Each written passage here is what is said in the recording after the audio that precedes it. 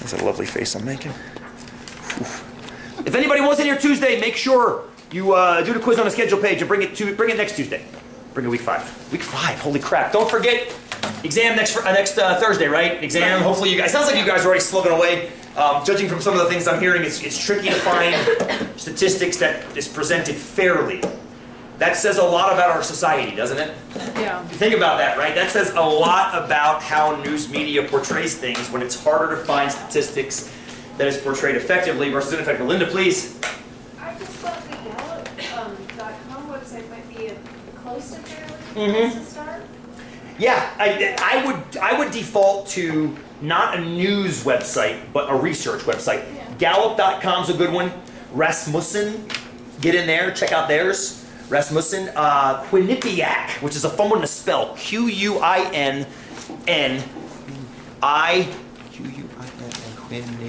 P-I-A-C.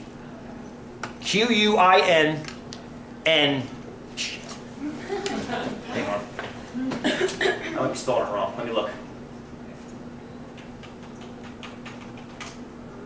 Yep, Quinnipiac. Oh, you can't see that. Quinnipiac University. Ba-boom. And if you go down, eventually you'll actually see their.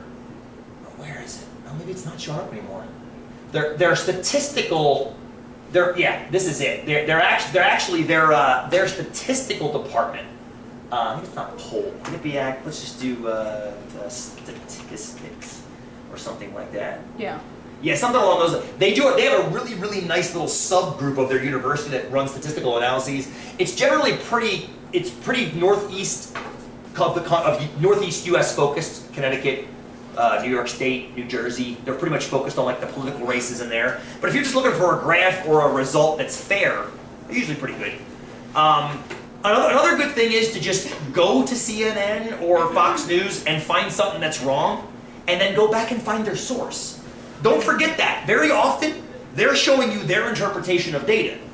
That one that you guys did for a couple weeks, the Obamacare poll from 2 weeks ago, all they did was they took numbers and dropped them into Microsoft Excel, and then Excel generated that curve. I mean, you can't really blame Fox for that. That's what Excel would do if you put those numbers into it.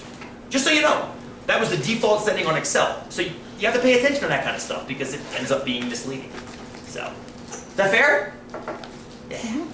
And you guys will be good. Hopefully, I haven't checked the Facebook page in a couple days, or maybe I jumped in once or twice, but the chatter's been good about people helping each other, double checking work, and looking for stuff together. Please keep contributing to that if that's your thing. But yeah, you'll find some stuff.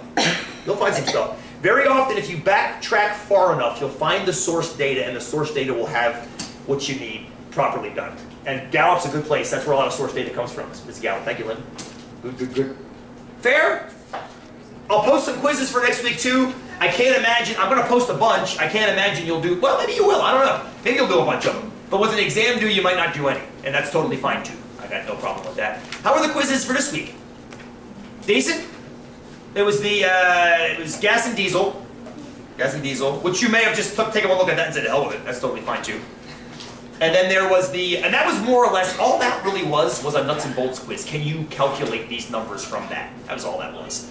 And then an opinion question at the end, which I know is probably driving you guys nuts, right? In your opinion, which one is better? You're like, oh, I'm sure that makes you feel really weird. But you have to be able to answer those kinds of questions. That's how you become a good dialogue maker. That's how you become a good argumenter, and not argumentativeness in the negative way, but in a logical dialogue way. I picked this and here's why. You'll often hear me ask, is that curve bell-shaped enough? And 5 of you say yes, 4 of you say no, and the rest of you go, I don't know. And guess what? You're all right. Right? I mean, a lot of this is gray. That's how statistics exists. It measures the gray for us in some way. Cool? So that was that quiz. How about the Ben Snowfall quiz? How much fun was that? You guys remember that snowfall last year? That one day, February, whatever it was, Groundhog Day or February 10th, that one day when it dumped like 3 feet of snow. The first thing I thought of, I was suffering on Groundhog's Day. I actually hurt my shoulder in the ice that happened a week before. You remember that? I call it Zamboni Tuesday. When the roads were a sheet of ice for like 4 hours, and dumbass me rode his bike to work that day and crashed and got rotator cuff damage, which I'm finally feeling better from. But that day, 6 days later, 7 days later, when it dumped that snow, I was like, they're shoveling. I'm like, and as my shoulder's screaming and screaming and screaming, I had this blinding thing like, I wonder what the average snowfall just did. Like, that's in between the pain. This is how disturbed my mind is statistically. In between the ow, ow, I wonder, ow, and hence that quiz. So expect more of them. I did work with 105 just recently, riding my bike up the hill swearing switchbacks, and yes, exactly. You Kendra knows, she knows.